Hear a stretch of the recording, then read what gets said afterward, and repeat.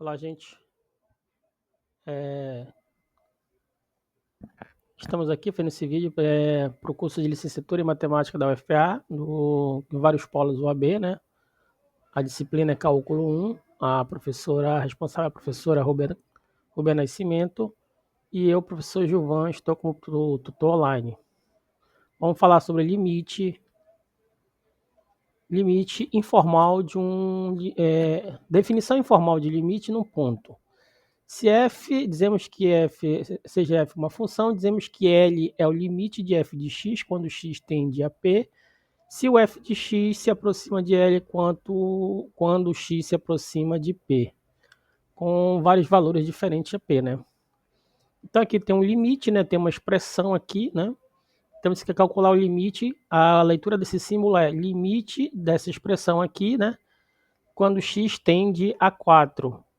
Ora, basta substituir o valor 4, né, na expressão que obtemos, substituindo o valor 4 na expressão, temos o seguinte fato: 4 menos 3, que dá 1, e 4 ao quadrado, 16, menos 9, que dá 7. Então, a resposta dá 1/7, né? Sem problema algum. Mas quando fizemos na mesma expressão o limite, agora fazendo x tendendo a 3, vai ter um problema. Por quê? Porque quando eu substituo 3, o que acontece? Em cima fica 3 menos 3, que dá 0, e embaixo dá 9 menos 9, que vai dar 0. 0 para 0, a gente tem uma indeterminação, né? Como podemos contornar esse obstáculo? A gente pode fatorar o termo x ao quadrado menos 9, fazendo ele como produto de x menos 3, x mais 3. Então, voltamos à expressão, né? Voltamos à expressão que a gente quer calcular e vamos substituir aqui já na forma fatorada, né? Aqui eu dei uma pré-organizada, né? 1 vezes x menos 3, que é a parte lá de cima, né? Só fiz dar uma reorganizada.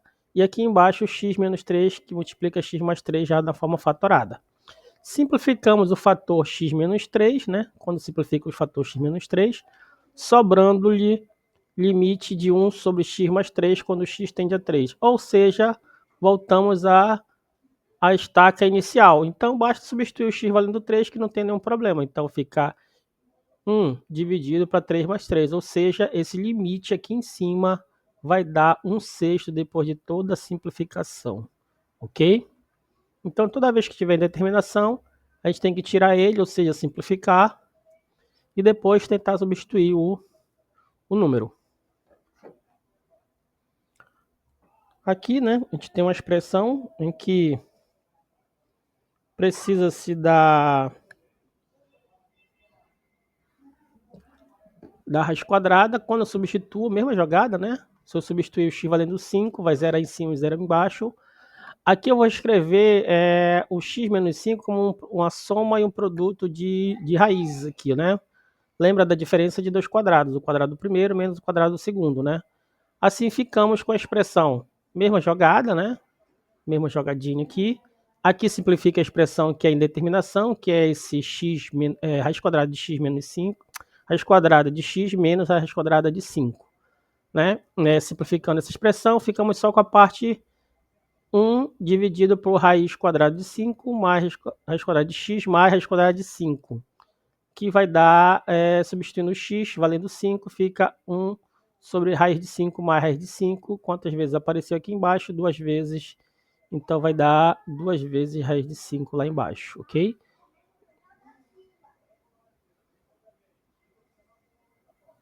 Próximo. O exemplo C, lá da página 17 do livro, né? Que tem essa raiz cúbica agora, né?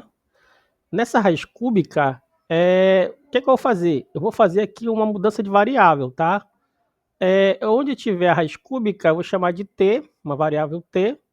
E quando eu levar aqui ao cubo os dois lados, eu vou ter que o x vai ser o t ao cubo. E aqui tem que ter só um cuidado, por quê? Quando o x, porque o x está tendendo a 1 aqui, tá?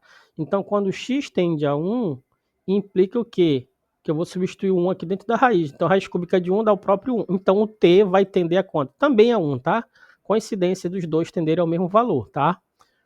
Assim temos, vamos fazer as substituições. Então, onde tiver raiz cúbica de x, vai ser o t, e onde tiver x vai ser t ao cubo, ok? Ficando com essa expressão. Se eu substituir de novo, agora o t valendo 1, tá? Mudou, observa que aqui era o x, né? Agora aqui não é o t. Então, na hora que eu substituir o t valendo 1, vai seguir a mesma coisa, vai ficar 0 sobre 0, ou seja, indeterminação. Com isso, o que é que eu tenho que fazer? Fatorar aqui a diferença de dois cubos, tá? Esse aqui é a diferença de dois cubos, é essa fatoração aqui, tá ok? Beleza. Substituindo essa expressão na, diferença de dois cubos. Depois dá uma olhada lá para você se lembrar disso, tá bom? Beleza. Então a expressão vai ficar como? Fatorada. Vai ser quem? Eu coloquei esse 1 vezes t menos 1 sobre a expressão já fatorada, né? Então vai simplificar o t menos 1, né? E substituindo o t igual a 1, temos o quê? Que fica, já na forma fatorada, fica só essa expressão aqui embaixo, né? E substituindo por 1, fica 1 ao quadrado, mais 1, mais 1, mais 1, aqui embaixo. Então, 1 mais 1, mais 1, mais 1, 1 ao quadrado, desculpa, mais 1, mais 1, vai dar 3. Então, vai ficar 1 terço. Então, esse limite aqui no começo da história, ele, depois de todas as contas, vai dar 1 terço. Confere? Ok. Esse limite aqui é um limite especial, que lá na aula 2, a gente vai definir ele como a derivada, tá bom? Então, considere uma função que vai de RR, definida a função f', que também vai de RR, pela equação f' é o limite de f de x mais h menos f de x sobre h, quando esse h vai para zero, tá ok? Você dá uma variação aqui no x, né? Ele bem próximo do x, tá? Se existe o limite acima, dizemos que a derivada da função f de x é igual a f' de x, tá? Vamos fazer um exemplo aqui. Então, a gente tem x ao quadrado, calcule esse limite, ou seja, calcule a derivada, é isso que ele está falando aqui em outras palavras, tá? Esse limite significa a derivada, se existir, claro, o limite, né? Vamos verificar. Ora, se eu preciso dessa informação aqui, o que eu tenho que fazer? Eu tenho que calcular o f de x mais h. Mas o que é o f de x mais h? É x mais h elevado ao quadrado. Fazendo essa fatoração, vai ficando com essa expressão aqui, né? Que eu coloquei aqui embaixo, ó. Então, f de x mais h é toda essa expressão aqui, tá? Lembrando lá do quadrado, quadrado da soma, né? Quadrado da soma de dois termos. Substituindo essa expressão no limite acima, vamos ver como é que fica. Então f de x mais h é toda essa expressão aqui, ó. Ok? Menos f de x, só que f de x é x ao quadrado. Vai simplificar o x ao quadrado, né? Vai embora o x ao quadrado, sobrando só o termo aqui que tem h, ok? Nesse termo que tem h, vamos colocar o h em evidência, ou seja, tá? Coloquei o h em evidência, lembra que tem aqui o h ao quadrado, ó, ok? Tirei um h aqui do lado do x, tirei um h aqui do lado ao quadrado, né? Que fica com essa expressão. Simplifica o h, sobra essa expressão. Aí acabou o problema, né? Substitui o h valendo zero, ora, 2x mais 0 dá 2x. Moral da história, qual é a derivada de x ao quadrado? A derivada de x ao quadrado é 2x, ok? Na aula 2 a gente vai falar mais sobre as derivadas, tá bom? Ok. Concluímos que a derivada de x ao quadrado é f' de x igual a 2x. Limites laterais. Limite lateral à direita e à esquerda. Então, ó, se a função estiver definida para a direita ou para a esquerda, a gente pode falar dos limites laterais para a direita e para a esquerda, tá? Isso vai depender muito da definição da função, onde ela está definida, não seja o conjunto domínio, né? Mas quando não vier falando nada, significa que o domínio são todo o conjunto dos números reais, né? A priori. Então aqui tu tens o limite à direita, então aqui tem esse limite, né? Limite de f de x é igual a L quando x tende pela direita, e a mesma ideia pela esquerda, né? Aqui quando x tende pela esquerda. Ok? Essa é a definição. Beleza. Seja a função essa função, calcule os limites laterais à direita e à esquerda quando x tende a zero. Aqui tem que ter um pouco de cuidado, porque aqui eu tenho uma divisão por zero, ou tenho um x lá embaixo, então o x não pode ser zero. E aqui em cima tem a definição de módulo. Então, ó, qual vai ser a definição de módulo? Usando a definição de módulo, da função módulo, aqui é a função, tá? Da função módulo, observando que x tem que ser diferente de zero, claro. Então vai ficar x Módulo de x vai ser x, se o x positivo, e módulo de menos x vai ser módulo de x vai ser menos x se o x for negativo, ok? Assim temos que a função vai ser quem? Substituindo aqui, né? Então fica x sobre x que dá 1 e menos x sobre x que dá menos 1. Então essa função ela tem dois ramos, para a direita ela é 1, para a esquerda ela é menos 1. Beleza. Simplificando temos o quê? Tá aqui ela. Beleza? De maneira informal, quando x se aproxima do zero pela direita, a função se aproxima do 1. Ou seja, esse é o limite aqui pela direita, né? Dá para ver aqui pela formação da função direta logo, né? E a mesma coisa vai para a esquerda, né? Então, o limite pela esquerda do zero vai dar menos 1. Ok. Então, calcule o limite da função, limite de f, né? Quando x tende a zero. Aí é o seguinte, limite no ponto. Olha o que acontece. Só existe o limite na função no ponto se os limites laterais são iguais. Beleza. Então, aqui é o seguinte. Como os limites laterais são diferentes, ou seja, não existe o limite no ponto zero, tá? Observe que os limites laterais nesse ponto existem, né? Existem. Mas os laterais, né? Tanto pela direita quanto pela esquerda. Mas no ponto não existe porque eles não são iguais, ok? Limite no infinito, o x vai tender para o infinito, tá? Então ele vai se aproximar de uma constante L aqui, essa constante L vai ser chamada de assíntota horizontal, tá? Essa constante aí desse limite aqui. Vamos ver um exemplo aqui. Então, tu tens aqui o limite de 1 sobre x quando x vai para o infinito. Ora, quando o x cresce muito, o que acontece? 1 sobre x vai tender para zero. Ou seja, o limite de 1 sobre x quando x tende ao infinito vai para zero. Dessa forma, o zero é uma assíntota para essa função 1 sobre x. Tá? E se for pela esquerda também, tá? Tanto pela esquerda quanto pela direita, a 1 sobre x vai para zero, tá? Isso que significa que esse limite existe e ele é igual, tá? Igual a zero aqui, ó, tanto pela direita quanto pela esquerda. Agora você tem uma expressão, eu quero colocar perguntar aqui, né? Exemplo, calcule o limite, né, dessa expressão quando o x vai para o infinito. Colocando o x em evidência, tanto no numerador quanto no denominador, o que vai acontecer? Quando o x vai para o infinito, aqui a gente faz esse truque, né? Então você coloca o x em evidência para quê? Para cortar, né? Cortou o x, aí ficou com a expressão, né? Essa expressão. Só que acontece o seguinte, essa expressão, se você observar, 1 sobre x vai para zero, desde que o x vai para o infinito. O 3 sobre x também, né? O que acontece? Ora, substituindo essa expressão teoricamente por zero, o que fica? 4 mais 0 e aqui fica 0 menos 2, né? Ora, sobra 4 lá em cima e menos 2 embaixo. Menos 4 por 2 dá menos 2. Ou seja, a expressão toda vai para menos 2. Ok? O que é que isso significa? Que o menos 2 é uma assíntota para essa função aqui, ó. Para essa função aqui, 4x mais 1 dividido por 3 menos 2x, ok? Então aqui é o seguinte, de forma simplificada, quando temos polinômio tanto no numerador quanto no denominador,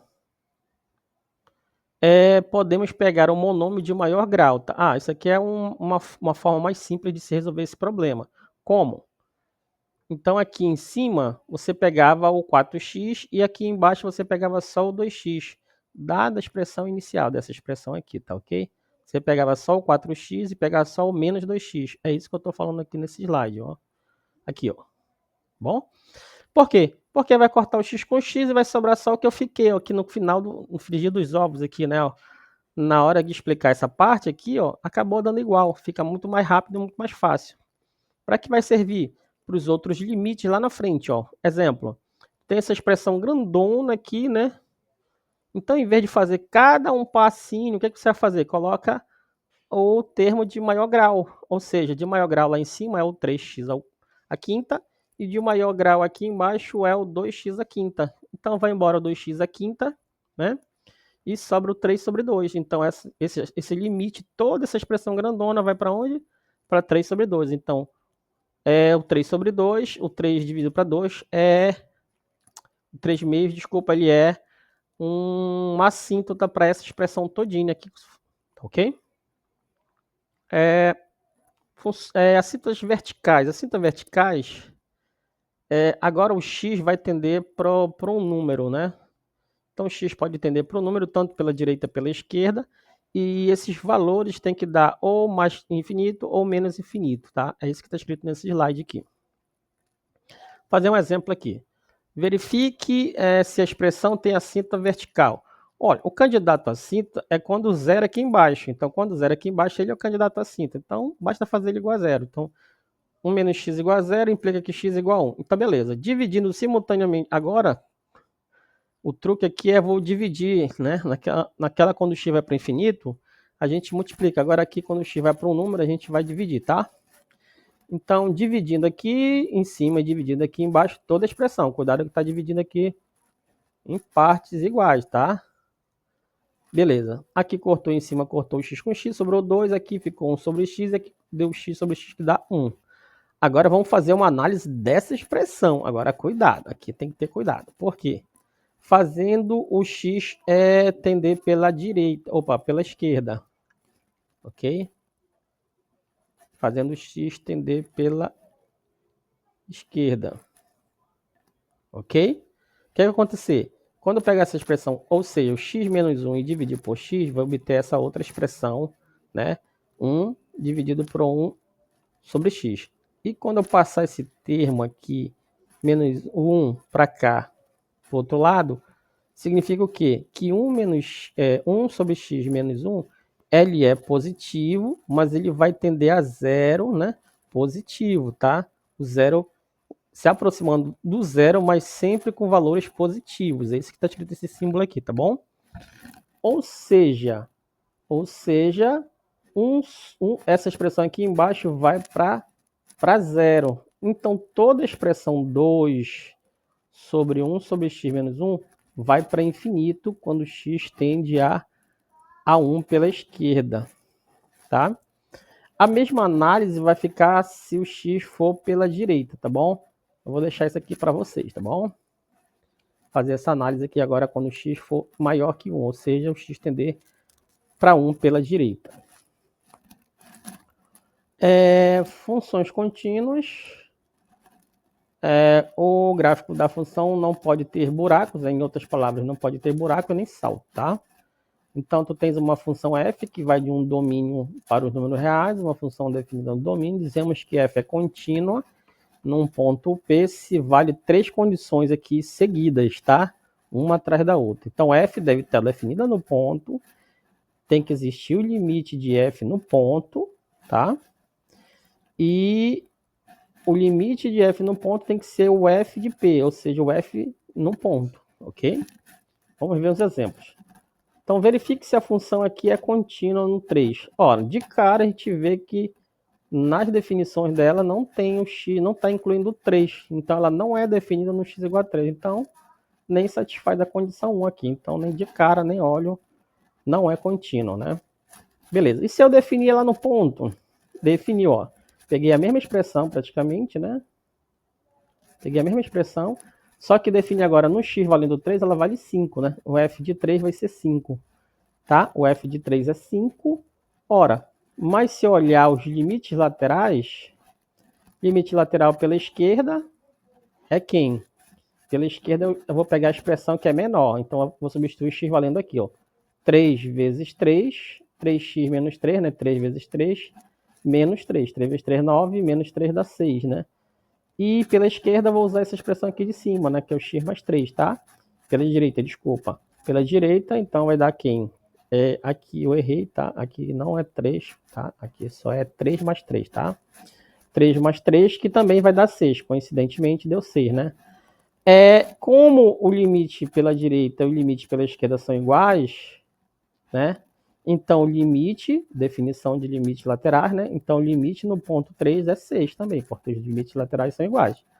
mas acontece que ela não é contínua. Por quê? Porque pela definição da f, a f de 3 é quanto? 5. E tinha que dar quanto? 6, né? Portanto, ela não é contínua, que ela não satisfaz a condição 2 aqui, né? Ok? Desculpa, ela não satisfaz a condição 3, foi mal. Okay? A 2 ela existe o limite no ponto 3. Os limites laterais são iguais. O que não é que não é igual a f de p, tá?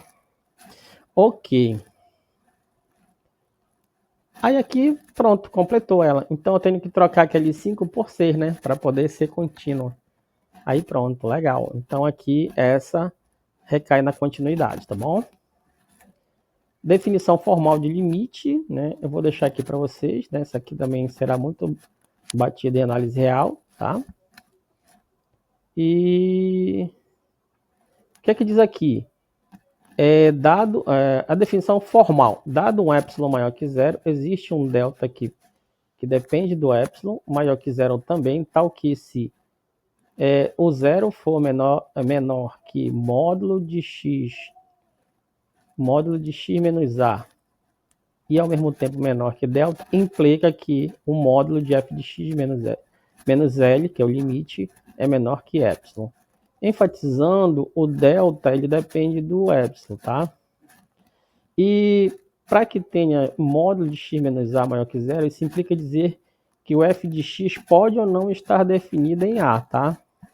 Não tem nenhum problema da f, ela pode estar definida no ponto A ou não estar definida, ok?